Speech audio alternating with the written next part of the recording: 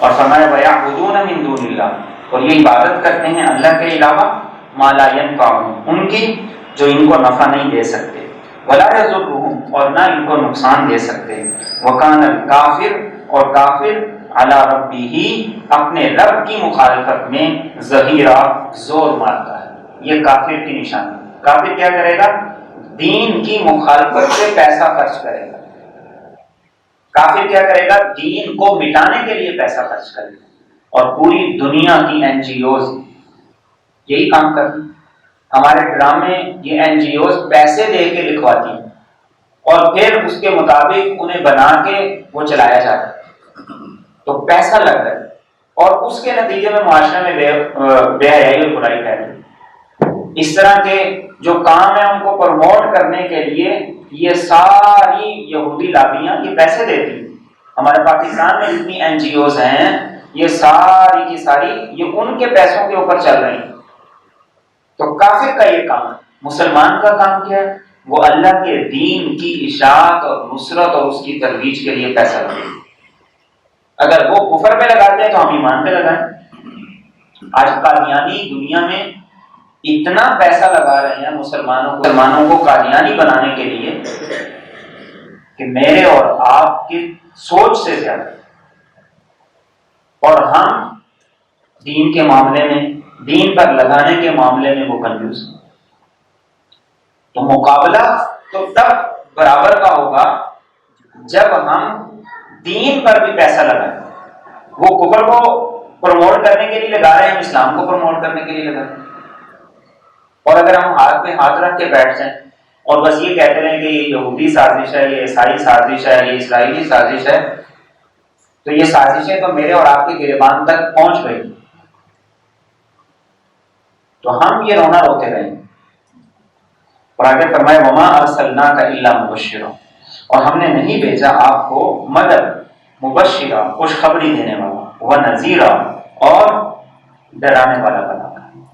قل ما اسألکم علیہ من اجر، آپ کہہ دیجئے میں تم سے اس پر کسی اجر کا سوال نہیں کرتا، الا من شاء، مگر جو چاہے، ان یتخذ، کہ وہ بنا لے، الی ربہ، اپنے رب کی طرف، سبیلا، راستہ، اللہ کے راستے کھلے ہیں، جو مرضی چاہے جب مرضی چاہے اس کے طرف جانے کے سارے راستے دروازے وہ کھلے ہوئے۔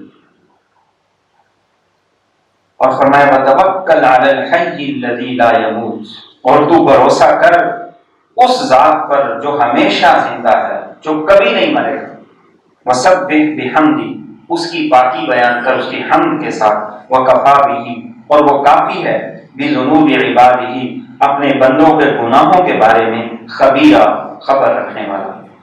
کیا خوبصورت انداز ہے۔ اس کو اپنا وکیل بناؤ جو زندہ ہے اور کبھی نہیں مرے گا۔ ادھر ایف بی آر والے پیچھے لگے ہوتے ہیں، ادھر وکیل فون نہیں اٹھاتا، وہ کہتے ہیں کہ میں وہاں مصروف تھا، وہاں پیشی پر گیا ہوا تھا، وہاں گیا تھا۔ اللہ کہتے ہیں مجھے وکیل بناؤ، ہر وقت سنتا ہوں، نہ دن کا فرق، نہ رات کا فرق، نہ زبانوں کا فرق، نہ کہنے والوں کا فرق، ہر ایک کی سنتا ہوں، مجھے وکیل بناؤ۔ الذی خلق السماوات والارض، تو میں وہ ذات جس نے پیدا کیا آسمانوں کو اور زمین کو، وما بینہما فی ستۃ ایام، اور جو کچھ ان دونوں کے درمیان ہے 6 دن، ثم استوى علی العرش، پھر وہ جلوہ افروز ہوا عرش پر، الرحمن، وہ بڑا رحم کرنے والا ہے، فاسأل بہ خبیرا، تو اس کے بارے میں کسی خبر رکھنے والے سے سوال کر۔ یہ اللہ کی قدرت۔ رحمان کا پوچھنا ہے تو کسی جاننے والے سے پوچھو، اس کی رحمتیں کیسی ہیں، اس کے خزانے کیسے ہیں، اس کی قدرت کیسی ہے، اس کے اختیارات کیسے ہیں، اس کے پاس جو کچھ ہے وہ کتنا ہے، وہ کیسے دیتا ہے، تو پھر تمہارے دل کے اندر قدر آ جائے۔ اور فرمایا وَإِذَا قِيلَ لَهُمُ اسْجُدُوا لِلرَّحْمَنِ، اور جب ان سے کہا جائے کہ تم سجدہ کرو رحمان کے لیے، قالوا، تو یہ کہتے ہیں وَمَا الرَّحْمَنُ، رحمان کیا چیز ہے، أَنَسْجُدُ لِمَا تَأْمُرُنَا، کیا ہم سجدہ کریں اس کو جس کا تو ہمیں حکم دیتا ہے، وَزَادَهُمْ نُفُورًا، اور یہ ان کی نفرتوں میں اضافہ کر دے۔ چونکہ ضد تھی، ضد نے شیطان کو تباہ و برباد کیا، اور ندامت نے، اعتراف جرم نے آدم علیہ السلام کو نبوت کے مقام پر فائز کیا۔ ضدی نہ بنے کہ جو میں نے کہہ دیا بس یہی نہیں، اپنے موقف کے اندر لچک رکھیں، اپنی بات میں لچک رکھیں کہ چلو غور کر لیتے ہیں، سوچ لیتے ہیں، اپنی اولاد کے ساتھ بھی، اپنے گھر کے معاملات میں بھی، اپنی کسٹمرز کے ساتھ بھی لچک والا معاملہ رکھیں۔ یہ لچک والا دین ہی آپ صلی اللہ علیہ وسلم کا دین ہے، یہ نرمی والا دین ہی اسلام ہے۔ آج کل جیسے یہ وبا ہے تو کہتے ہیں یہ ہاتھ نہ ملائیں، کوئی بات نہیں، آپ ہاتھ نہیں ملائیں، آپ سلام کریں، یہ دین ہے۔ اور تمام کے تمام احتیاطی تدابیر استعمال کریں، یہ دین ہے۔ دین نے ہمارے لیے بڑی لچک ہے، تو ہم بھی لچک رکھیں۔ جب لچک رکھیں گے تو معاملہ آسان ہو جائے۔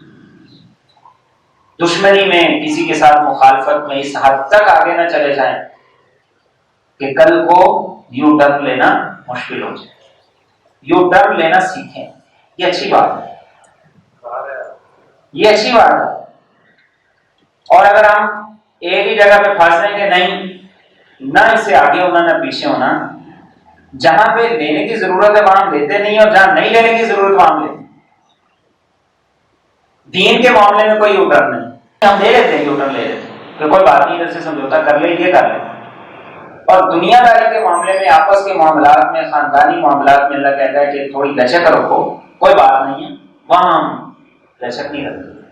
اور آگے فرمائے تبارک الذی جعل فی السماء بروجا، نہایت بابرکت ذات ہے وہ جس نے آسمانوں میں برج بنائے، وجعل فیہا سراجا، اور اس نے اس میں بنایا ایک روشن چراغ، وقمرا منیرا، اور چمکتا ہوا چاند۔ یہ برج، اس سے مراد ستارے ہیں، اور یہ اللہ کی نعمتوں کا دوبارہ ذکر۔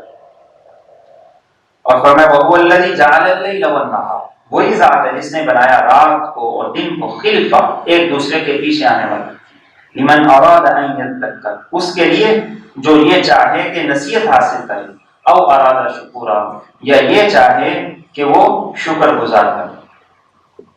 یہ دن اور رات کا نظام یہ اس لیے ہے۔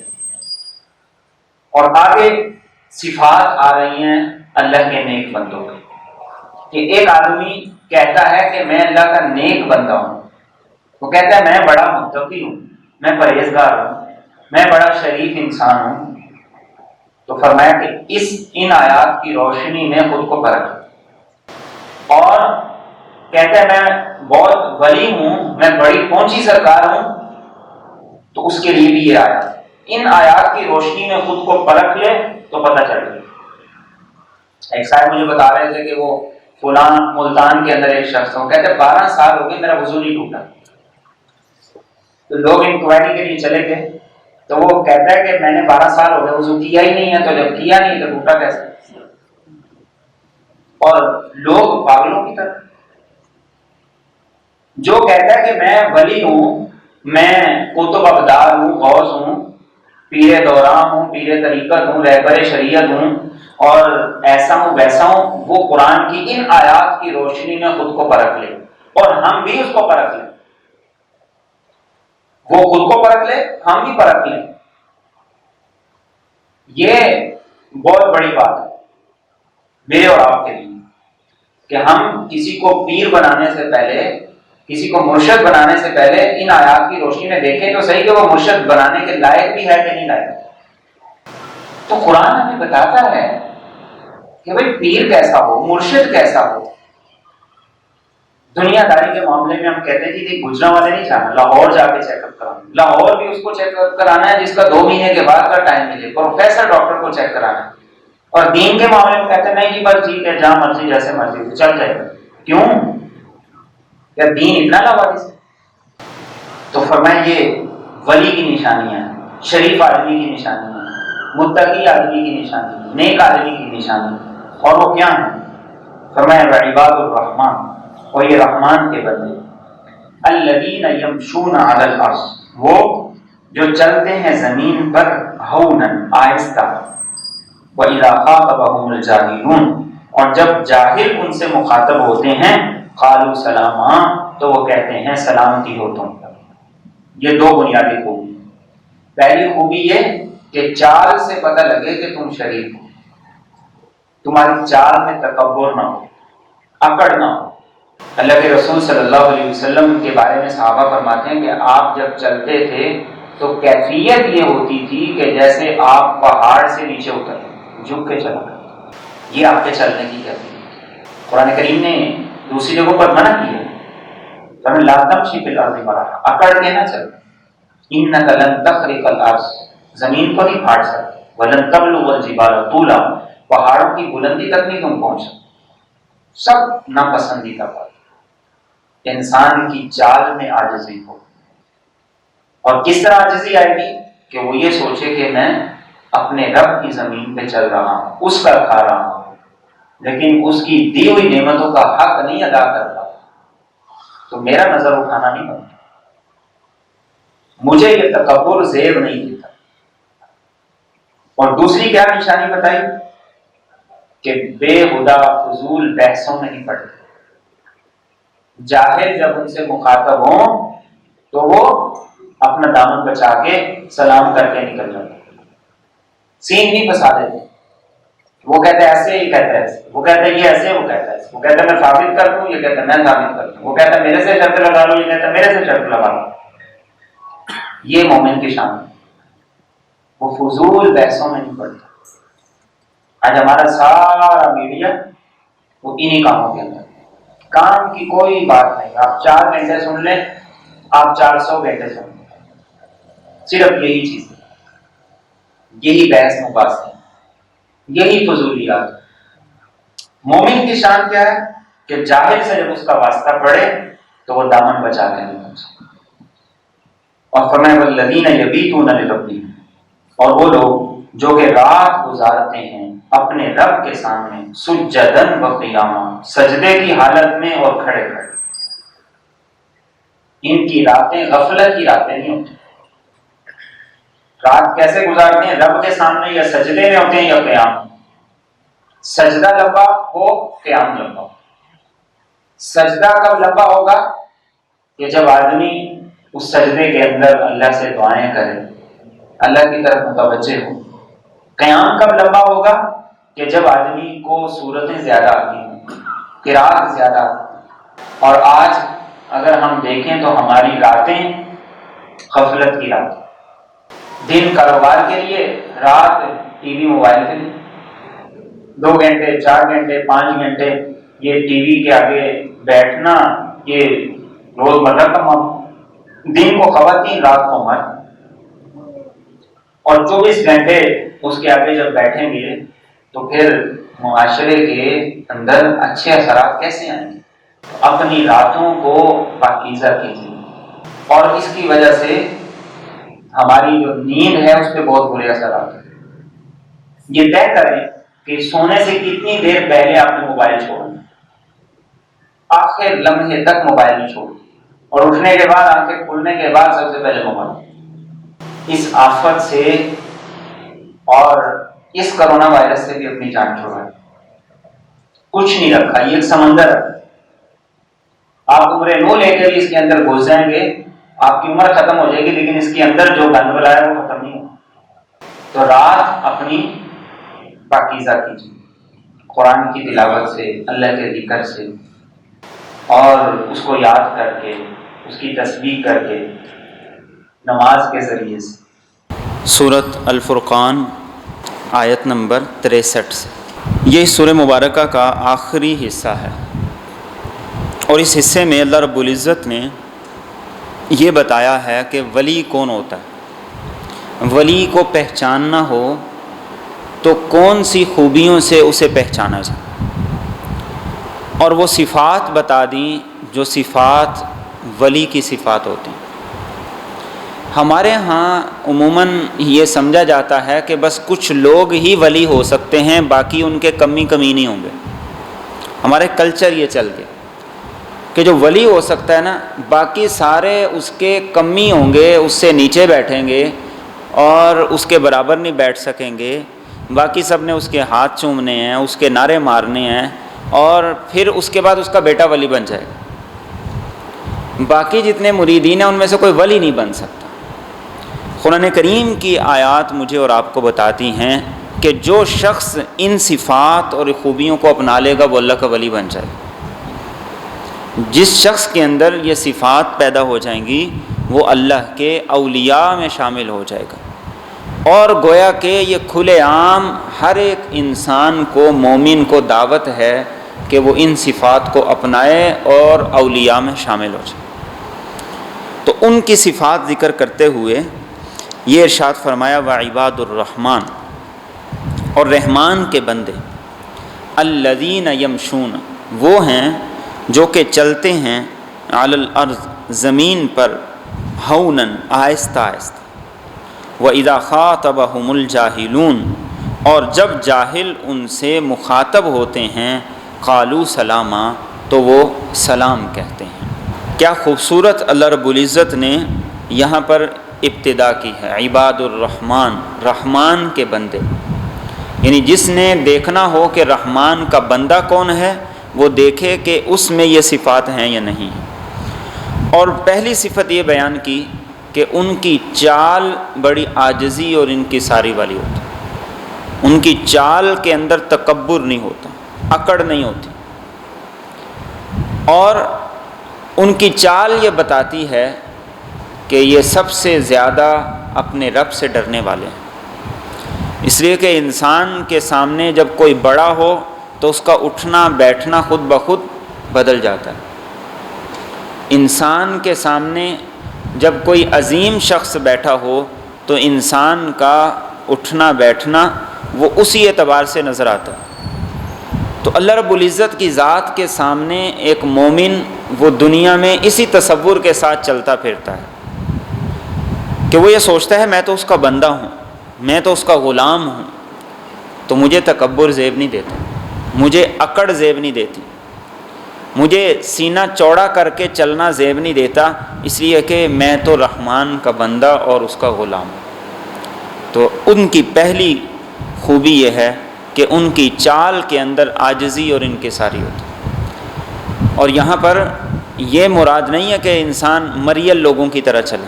حضرت عمر رضی اللہ تعالیٰ عنہ نے ایک آدمی کو دیکھا کہ وہ بڑا آرام آرام سے چل رہا ہے اور بڑا مریل لوگوں کی طرح چل رہا ہے۔ آپ نے پوچھا بیمار ہو؟ اس نے کہا نہیں۔ تو آپ نے کہا پھر صحیح ہو کے چلو۔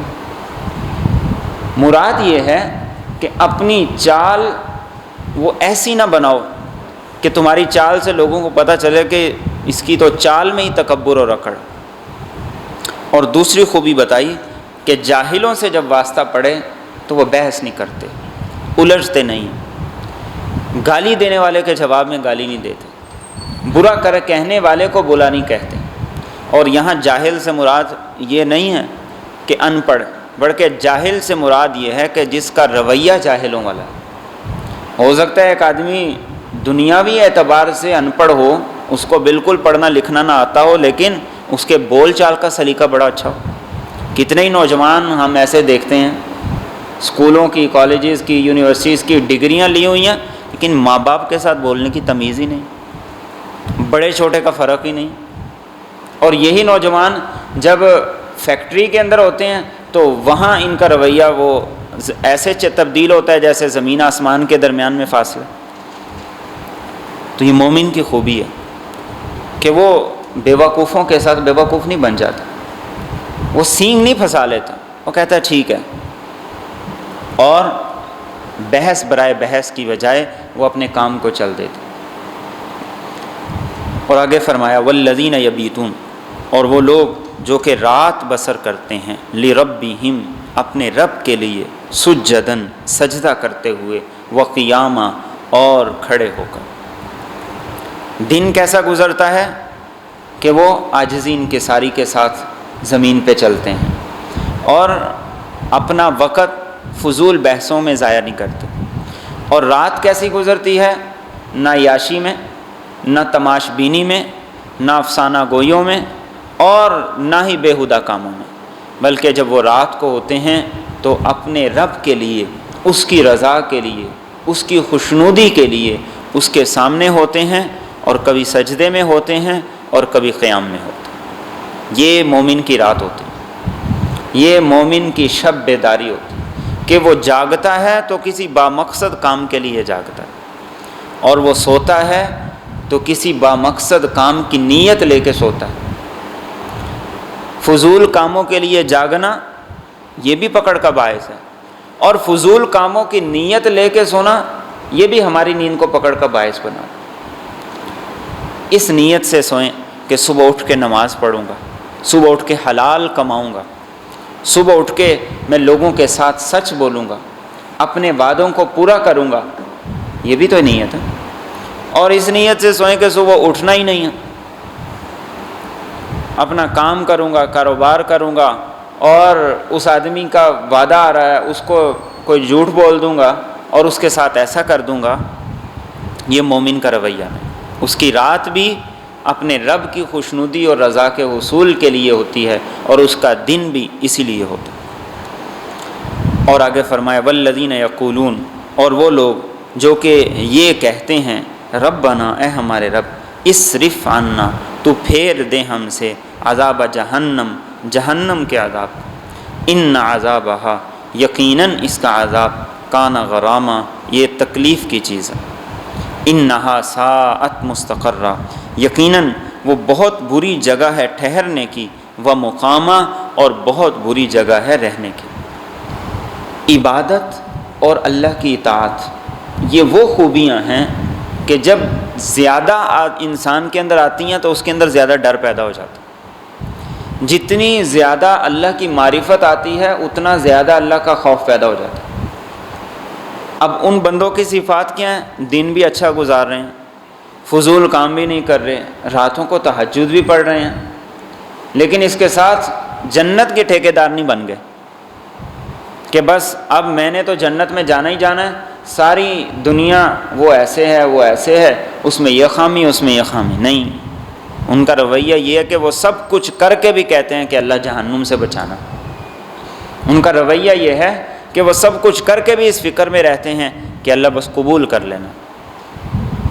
تو میرے اور آپ کا رویہ بھی یہ ہونا چاہیے کہ ہم اعمال بھی کریں اور اس کے ساتھ ساتھ ڈرتے بھی رہیں، اللہ کے لیے لگے بھی رہیں اور پھر اس کا خوف بھی رکھیں۔ یہ اصل ایمان کی علامت اور نشانی، جو آدمی کرے کچھ نہ اور اس کے اندر خوف بھی نہ ہو، ڈر بھی نہ ہو، یقیناً بڑی خسارے کی بات ہے۔ خسارے سے ڈرنا، نقصان سے ڈرنا، اور آخرت کے خسارے اور نقصان سے ڈرنا، یہ میرے اور آپ کے ایمان کی بچاؤ کی علامت ہے۔ اور نقصان سے کب ڈریں گے؟ جب پاس سرمایہ ہوگا، اطاعت کا، نیکی کا، اللہ کی فرما برداری کا۔ تو ان لوگوں کی یہ خوبی ہے کہ وہ اللہ سے اپنی دعاؤں میں ایک دعا یہ کہتے ہیں کہ اللہ جہنم سے بچانا، اس کے عذاب سے بچانا۔ اور انسان تو دنیا کی تھوڑی سی گرمی نہیں برداشت کر سکتا، سر درد نہیں برداشت کر سکتا، تھوڑی سی موسم کی اونچ نیچ نہیں برداشت کر سکتا، تو انسان کیسے اس عذاب کا سامنا کر سکتا؟ اس لیے وہ اللہ سے یہ کہتے ہیں کہ اللہ بس اس جہنم سے ہمیں بچانا اور اس جہنم سے ہمیں نجات عطا کر۔ اور فرمایا والذین اذا انفقوا، اور وہ لوگ کہ جب وہ خرچ کرتے ہیں، لم یسرفوا، تو نہ وہ بیجا خرچ کرتے ہیں، ولم یقتروا، اور نہ وہ تنگی کرتے ہیں، وکان بین ذلک، اور ہوتا ہے اس کے درمیان قواما، اعتدال کے ساتھ گزر۔ یہ دو خوبیاں ہیں کہ خرچ کرنے میں نہ اسراف کرتے ہیں نہ کنجوسی کرتے ہیں، اعتدال کا راستہ اپناتے ہیں۔ اور خرچ کرنے میں اسراف کیا ہے؟ اللہ کی ناراضگی کے کام میں ایک پیسہ بھی لگانا، یہ اسراف ہے۔ ریاکاری اور دکھلاوے کے لیے اللہ کے راستے کے اندر چاہے انسان جتنا بھی خرچ کرے، یہ اسراف ہے۔ جائز ضرورتوں میں حد سے زائد خرچ کرے، یہ بھی اسراف ہے۔ مجھے اور آپ کو اس چیز سے منع کیا گیا، خرچ کرنے میں اسراف نہیں کرنا اور کنجوسی بھی نہیں کرنی۔ کنجوسی کے دو پہلو ہیں۔ ایک پہلو یہ ہے کہ اپنی اور اپنے گھر والوں کی ضروریات پہ خرچ نہیں کرتا، انسان بس جوڑتا ہے کہ آج میرے پاس اتنے ہو گئے، اب میرے پاس اتنی جائیداد ہو گئی، اب میرے پاس اتنا ہو گیا، اب میرے پاس اتنا ہو گیا۔ نہ اپنے پہ لگاتا ہے، نہ بیوی بچوں پہ لگاتا ہے، نہ ماں باپ پہ لگاتا ہے، نہ بہن بھائیوں پہ لگاتا ہے۔ اور کنجوسی کی دوسری صورت ہے کہ انسان اپنے اوپر تو لگاتا ہے، ماں باپ رشتہ داروں پہ بھی لگاتا ہے، لیکن راہ خدا میں خرچ کرنے میں کنجوس ہے۔ اللہ کے دین کی سربلندی کے لیے، اس کی رضا کے لیے، اس کی خوشنودی کے لیے دین کے کاموں میں نہیں لگاتا، یہ بھی کنجوسی۔ اور عربوں میں دونوں رویے موجود تھے۔ جو لوگ عیاش تھے، حد درجے کے عیاش تھے، جوا ان کے اندر چلا کرتا تھا، شراب عام ہوا کرتی تھی، زنا عام ہوا کرتا تھا، ان کاموں پہ پیسہ لگاتے تھے اور بڑا فخر کرتے تھے۔ اور دوسری طرف ایسے بھی تھے کہ جن کے پاس ہوتا تو تھا، اولاد پہ نہیں لگاتے تھے، خرچ نہیں کرتے تھے۔ تو مجھے اور آپ کو درمیان کا راستہ دیا گیا۔ رسول اکرم صلی اللہ علیہ وسلم نے ارشاد فرمایا، الاقتصاد فی النفقۃ نصف المعیشہ۔ انسان کے پاس جتنا بھی ہو، انسان اعتدال سے خرچ کرے، یہ اس کے لیے آدھی معیشت ہے۔ تو اللہ کی نافرمانی میں خرچ کرنے سے بچے، نمود و نمائش اور ریاکاری کے لیے خرچ کرنے سے بچے۔ یہ دونوں کے دونوں کام یہ اسراف کے اندر آتے ہیں، اور اسراف کرنے والا اللہ کو سخت ناپسند۔ اسراف کرنے والوں کو اللہ پسند نہیں کرتا۔ آج ہم معاشرے میں دیکھیں کہ جوئے کے اندر لوگ کتنا پیسہ ہار جاتے ہیں، شراب نوشی پہ کتنا خرچ کر دیتے ہیں، اور فلموں پہ، ڈراموں پہ، ان کاموں پہ کتنا خرچ کرتے ہیں۔ اور مساجد کے حالات یہ ہیں کہ جولیاں پھیرنی پڑتی ہیں، چندے کرنے پڑتے ہیں، لوگوں کی منتیں ترلے کرنے پڑتے ہیں۔ 700، 1000، 1500 سینمے کی ٹکٹ لینا بڑا آسان ہے، لیکن 700-800 کا کسی کو آٹے کا تھیلا لے کے دینا مشکل۔ یہ کیا ہے؟ مزاج بگڑے ہوئے، خرچ کرنے کی سوچ اور فکر بگڑی ہوئی۔ اور یہ فکر کب درست ہوتی ہے؟ جب انسان اپنے رب کے سامنے جھکتا ہے، اس کے سامنے کھڑا ہوتا ہے اور اس کی عبادت کے اندر لگتا ہے، تو پھر اس کی سوچ درست ہوتی ہے کہ میں بھی رب کا، میرے پاس جو کچھ ہے وہ بھی سارا رب کا۔ تو اعتدال کا راستہ اپنائیں، اپنے پہ بھی لگائیں، بیوی بچوں پہ بھی لگائیں، اور ماں باپ پہ بھی لگائیں، رشتہ داروں پہ بھی خرچ کریں، راہ خدا میں بھی خرچ کریں۔ اور اس کے بعد فرمایا والذین لا یدعون، اور وہ لوگ جو کہ نہیں پکارتے مع اللہ، اللہ کے ساتھ، الہا آخر، کسی اور کو بطور معبود، ولا یقتلون النفس، اور وہ نہیں قتل کرتے کسی جان کو، التی حرم اللہ، جس کو اللہ نے حرام قرار دیا، الا بالحق، مگر حق کے مطابق، ولا یزنون، اور وہ زنا نہیں کرتے، ومن یفعل ذلک، اور جو کوئی یہ کام کرے گا، یلقى اثاما، بڑے گناہ میں مبتلا ہوگا، یضاعف له العذاب، اس کے لیے دگنا کر دیا جائے گا عذاب، یوم القیامہ، قیامت کے دن، وَيَخْلُدْ فِيهِ مُهَانًا، اور وہ پڑا رہے گا اس میں ہمیشہ ذلیل ہو کر۔ 3 گناہوں کا ان آیات میں ذکر کیا گیا، ایک شرک، دوسرا کسی کو ناحق قتل کرنا، اور تیسرا زنا کرنا۔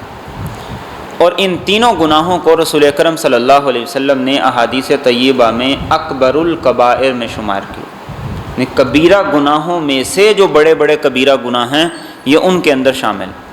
عربوں کے ہاں یہ تینوں گناہ بڑے عروج پر تھے، شرک بھی بت پرستی کی صورت میں، اور قتل و غارت گری بھی اپنی بہادری اور جمع مردی کے جوہر دکھانے کے بہانے، اور زنا کے لیے بھی اڈے بنے ہوئے تھے۔ تو اللہ رب العزت نے فرمایا کہ جو اللہ کے ولی ہوتے ہیں وہ ان 3 گناہوں سے اجتناب کرتے، ان کے اندر شرک نہیں ہوتا، وہ شرک کی ہر قسم سے خود کو بچاتے ہیں اور خود کو دور رکھتے ہیں۔ دوسرا، کسی کو ناحق قتل نہیں کرتے۔ حق کے مطابق قتل کرنا کیا ہے؟ جو مرتد ہو جائے، دین کہتا ہے اسے قتل کر دو۔ جو کسی کو قتل کر دے، قصاص کے طور پر اس کو قتل کر دیا جائے۔ شادی شدہ ہو، زنا کر لے، تو اس کو جواباً اس کے گناہ اور اس کے جرم کی سزا کے طور پر اس کو سنسار کر دیا جائے، اس کے علاوہ کسی کو کسی کے قتل کرنے کا حق نہیں ہے۔ اور رسول اکرم صلی اللہ علیہ وسلم نے اس جرم کی سزا یہ بتائی کہ یہ اتنا بڑا جرم ہے کہ اگر ساری انسانیت مل کر ایک آدمی کے قتل میں شریک ہوں جو کہ بے گناہ ہو، اللہ سب کو جہنم میں ڈال دے۔ آج قتل کرنا ہمارے معاشرے میں کتنا آسان ہو گیا۔ چھوٹے چھوٹے تنازع پر باپ کو کوئی قتل کر رہا ہے، کوئی بیوی کو قتل کر رہا ہے، کوئی بیوی پہ تیزاب پھینک رہا ہے، کوئی غیرت کے نام پہ قتل کر رہا ہے۔ یہ سارے کے سارے جرائم اسلام ان میں سے ہر ایک سے منع کرتا ہے۔ اور تیسرا کیا فرمایا؟ زنا۔ اللہ کے رسول صلی اللہ علیہ وسلم نے فرمایا کہ زنا صرف انسان کی شرمگاہ کا نہیں، انسان کی آنکھیں بھی زنا کرتی، ہاتھ بھی زنا کرتے ہیں، زبان بھی زنا کرتی ہے، کان بھی زنا کرتے ہیں، اور پاؤں بھی اس کے زنا کرتے ہیں، اور اختتام پر پھر شرمگاہ ان سارے کاموں کی تصدیق کرتی ہے، یہ تکذیب کرتی ہے۔ اس لیے کہ انسان زنا کی طرف جب جاتا ہے تو یہ ہاتھ، کان، زبان اور اس کے یہ سارے اعضاء اس زنا کے اندر استعمال ہوتے ہیں۔ تو فرمایا کہ یہ 3 گناہ ہیں جو نیک آدمی، مومن اور ولی کے اندر نہیں ہو سکتے، اور کہا کہ جو یہ کرے گا اس کو دگنا قیامت کے دن عذاب ہوگا، اور ایسا شخص جہنم کے اندر ذلیل ہو کے پڑا رہے۔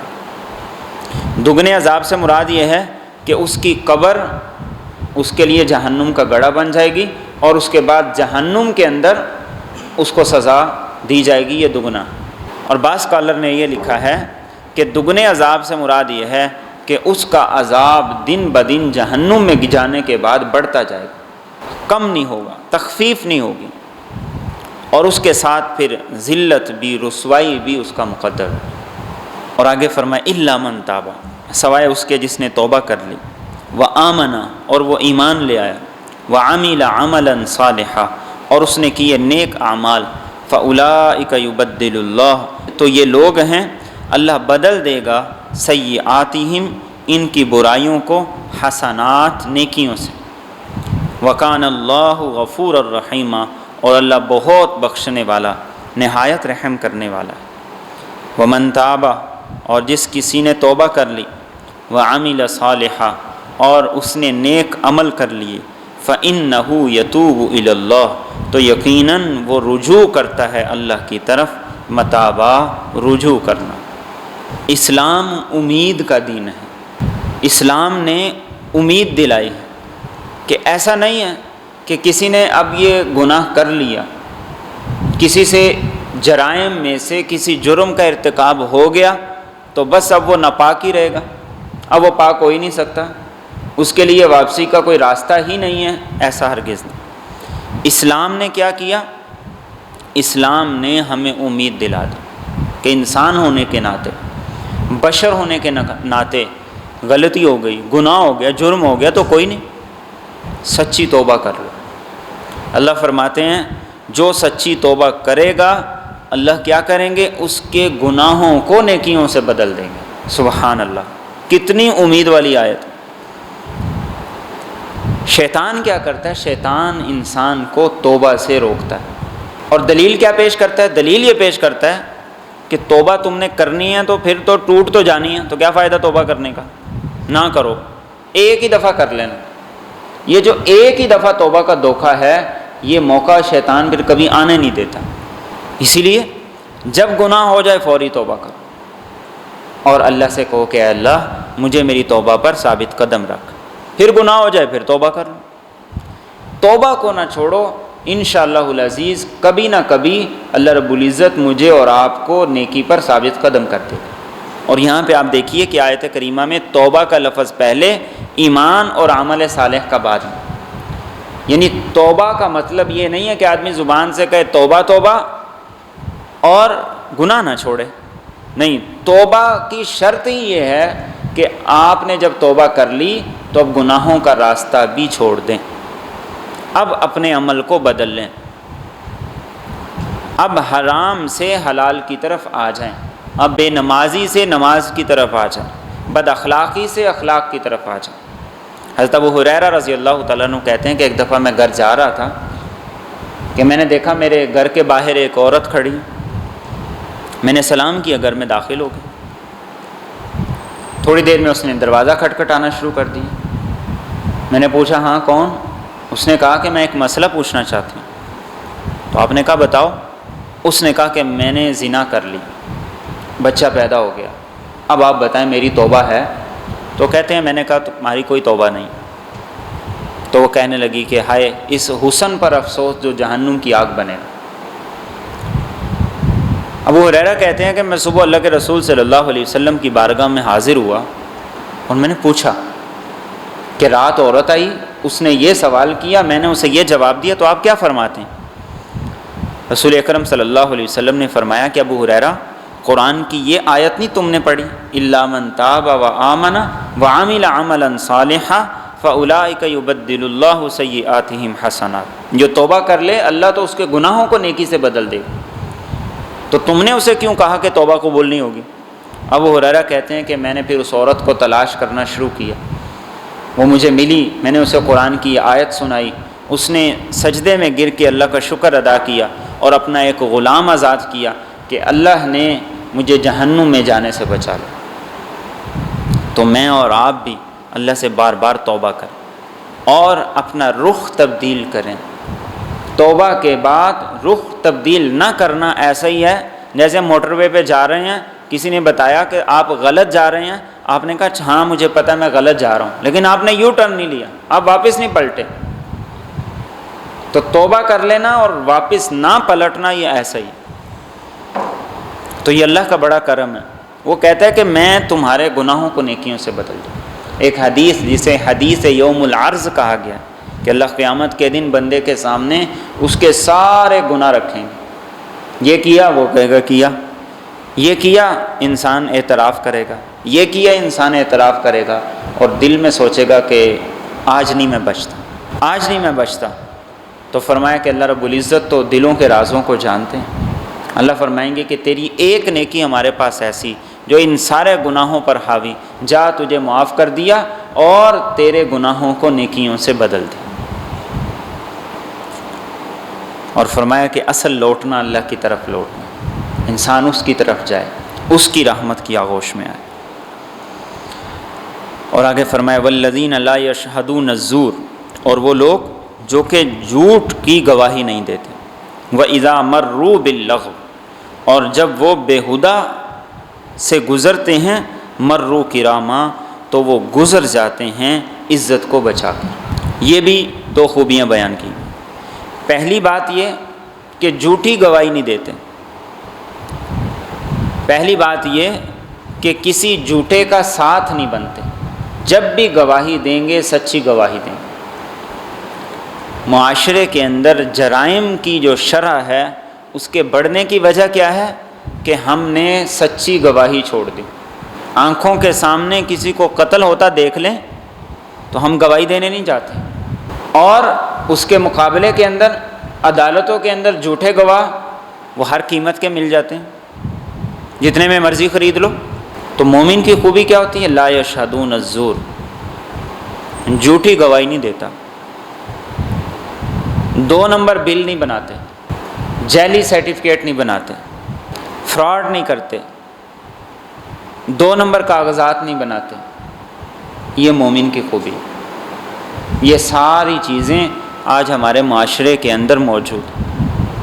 اور زور عربی میں کہا جاتا ہے اس جھوٹ کو کہ جس کو بڑے خوبصورت انداز سے پیش کیا جائے۔ آج بہت سے لوگ ایسے ہیں کہ ان کی بات کو سن کے بسا اوقات لگتا ہے یار بات تو بڑی اچھی کی، لیکن حقیقت کیا ہوتی ہے؟ حقیقت یہی ہے کہ ان کو جھوٹ کا ایک سلیقہ اور طریقہ ایسا آ گیا ہے کہ آدمی اس کے جھوٹ کو پہچان نہیں پاتا۔ بہت سے لوگ ایسے ہوتے ہیں کہ جو جھوٹ ایسے پکے طریقے سے اور شفاف طریقے سے بولتے ہیں کہ آدمی کو ان کے جھوٹا ہونے کا گمان نہیں ہوتا، اور کئی سچے ہو کے بھی ایسے بول رہے ہوتے ہیں جیسا کہ وہ جھوٹا ہے۔ تو مومن کی شان یہ ہوتی ہے کہ وہ ایسے کاموں سے خود کو بچاتا۔ اور دوسری خوبی کیا کہ جب وہ کسی فضول کام کے پاس سے گزرتے ہیں تو اپنی عزت بچا کے گزرتے ہیں۔ فضول کام کیا ہے؟ اللہ کی نافرمانی، اللہ کی معصیت، وہ ان کے اندر لت پت نہیں ہوتا، کھڑے ہو کے ان کا مزہ نہیں لیتے۔ اور یہ ایسا ہی ہے جیسے کہیں پر باڑہ ہے اور اس باڑے کے اندر بدبو ہے جانوروں کے گوبر کی، ان کے پیشاب کی، تو ایک اچھے مزاج والا شخص کبھی بھی وہیں نہیں کھڑا ہوگا، اور جس کا مزاج ہی ویسا ہے وہ ہو سکتا ہے اسے کھڑے ہو کے سونگنے لگ جائے۔ مومن کے لیے ان نافرمانیوں کی اور ان کاموں کی، ان مجالس کی مثال ایسے ہی ہے کہ جیسے کہ بدبودار جگہیں، وہ وہاں کھڑا ہو ہی نہیں سکتا، وہ وہاں ٹک ہی نہیں سکتا، وہ فوری وہاں سے بھاگنے کی کوشش کرے گا کہ میں یہاں سے جان چھڑا کے نکل جاؤں۔ تو ایسی جگہوں سے خود کو بچانا یہ ایمان کی نشانی، یہ ایمان کی علامت ہے۔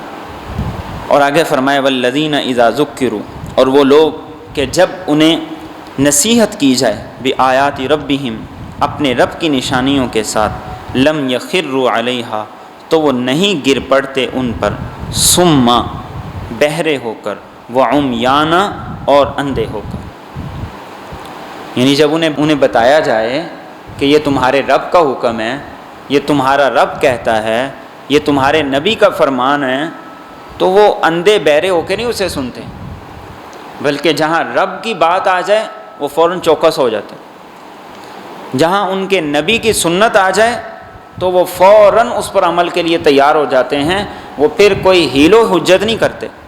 حضرت عمر رضی اللہ تعالیٰ عنہ کے بارے میں یہ آتا ہے کہ جب وہ غصے کے اندر، اور جتنا مرضی غصہ ہوتا، اور انہیں یہ کہا جاتا کہ یہ اللہ کا حکم ہے، تو ان کا غصہ فوراً ٹھنڈا ہو جاتا۔ آج ہمیں جب کہا جائے کہ دین یہ کہتا ہے تو ہم کہتے ہیں کہ ابھی دین کی بات نہ کریں۔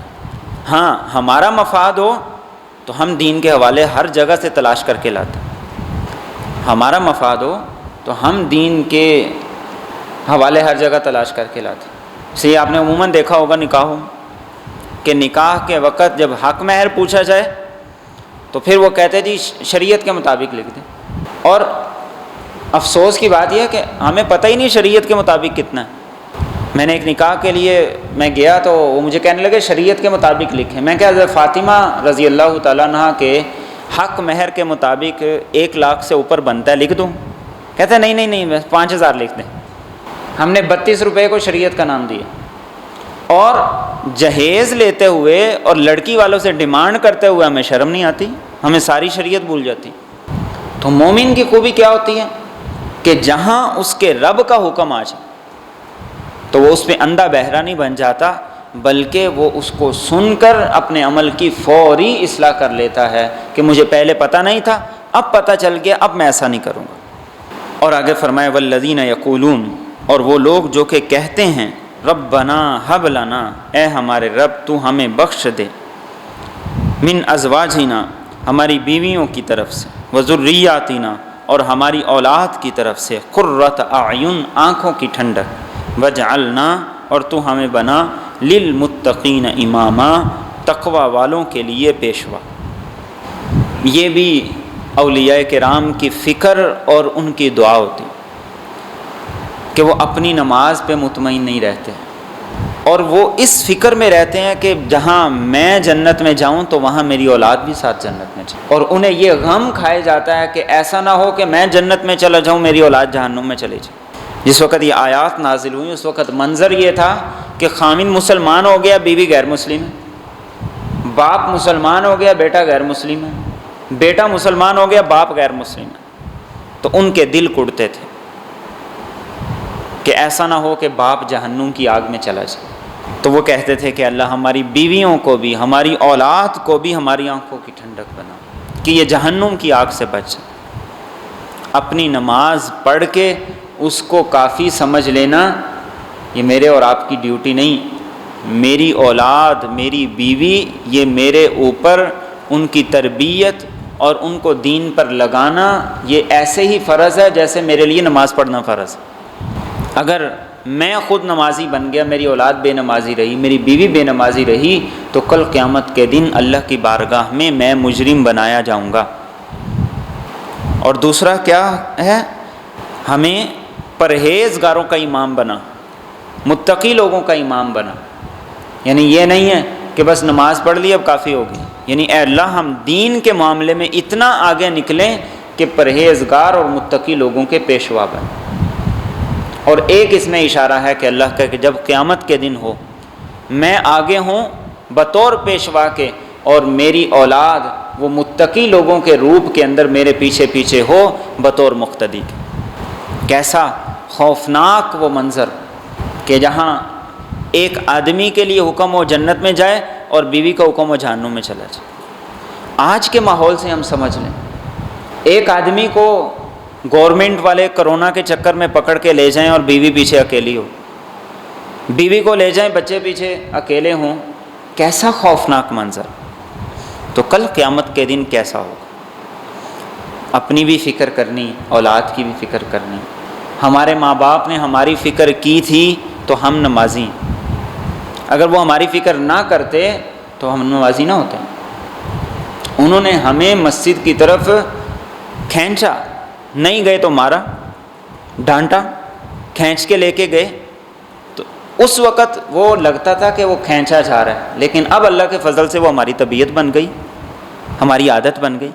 تو ہمیں بھی اپنی اولادوں کو کھینچنا ہے، ان کو لے کے جانا ہے، ان کو ڈانٹنا ہے، ان کو نمازی بنانا ہے۔ اب یہاں پر ان صفات کا جو ذکر تھا وہ مکمل ہو گیا۔ انعام کیا ملے گا؟ فرمایا اولئک یجزون الغرفہ، یہ لوگ کہ ان کو بدلے میں دیا جائے گا بالا خانے، بما صبروا، اس وجہ سے کہ انہوں نے صبر کی، ویلقون فیہا، اور ان کو پہنچائے جائیں گے اس میں تحیۃً و سلامہ، دعا اور سلام، خالدین فیہا، ہمیشہ اس میں رہیں گے، حسنت مستقرًا و مقامہ، یہ بہت ہی اچھی ہے رہنے کی جگہ اور بہت ہی عمدہ جگہ ہے۔ وہ جنت کے بالا خانے ہوں گے جہاں ایک درجے سے دوسرے درجے تک فرق اور فاصلہ اتنا ہوگا جتنا زمین سے آسمان تک، جسے آج تک کوئی نہیں ناپ سکا۔ اور یہ کس بات پر ہوگا؟ صبر کے عوض۔ اور صبر کیا ہے؟ ایک طرف سے لالچ ہے، ایک طرف سے معاشرے کے لوگوں کی چال اور چلن اور رہن سہن ہے، ایک طرف سے حرام کے لیے دروازے کھلے ہوئے ہیں، ایک طرف سے ظلم کرنے کے راستے مل رہے ہیں۔ انسان کیا کر رہا ہے؟ خود کو ان سب سے روک رہا ہے، یہ صبر۔ کسی نے گالی دے دی، جواب میں خاموش رہ جانا، صرف اتنا صبر نہیں۔ جہاں آپ حرام کے لیے کھلے ہیں، کوئی آپ کو روک نہیں سکتا، آپ خود کو روک لیں، یہ صبر۔ کوئی آپ کو لالچ دے کے غلط کروانا چاہتا ہے، آپ اس لالچ سے بچ کے خود کو صحیح کی طرف لے جائیں، یہ صبر۔ دل کچھ کر رہا ہے، رب کا حکم کچھ اور ہے، آپ رب کے حکم کی طرف چل پڑیں، یہ صبر ہے۔ فرمایا ان لوگوں نے صبر کیا، اور صبر کب ہے؟ جب خواہش ہے۔ ایسا نہیں ہو سکتا کہ انسان کے اندر سے گناہ کی خواہش ہی نکل جائے تو انسان کا دل ہی نہ کرے گناہ کرنے کا۔ نہیں، انبیاء کے علاوہ گناہوں کے جذبات وہ ہوتے ہیں۔ انسان کا دل کرتا ہے کہ میں بھی فلاں کی طرح زندگی گزاروں، میرا بھی اٹھنا بیٹھنا ویسا ہو، لیکن فرمایا کہ مومن وہ ہوتا ہے جو کیا کر لیتا ہے؟ صبر کر لیتا ہے۔ تو ایسے لوگوں کو فرمایا جنت کے اعلیٰ بالا خانے ملیں گے، اور وہاں ان کو سلام پیش کیا جائے گا، فرشتے ان سے آ کے سلام کریں گے، جنتی ان سے آ کے سلام کریں گے، اور وہ ہمیشہ اس میں رہیں گے اور وہاں سے ان کو کبھی نہیں نکالا جائے۔ اور فرمایا قل، آپ کہہ دیجئے، ما یعبأ بکم ربی، تمہارا رب تمہاری کچھ پرواہ نہ کرتا، لولا دعاؤکم، اگر تمہاری التجا نہ ہوتی، فقد کذبتم، پس تحقیق تم نے جھٹلا دیا، فسوف یکون لزاما، تو ان قریب اس کی سزا لازم ہوگی۔ دعا بہت بڑی طاقت ہے۔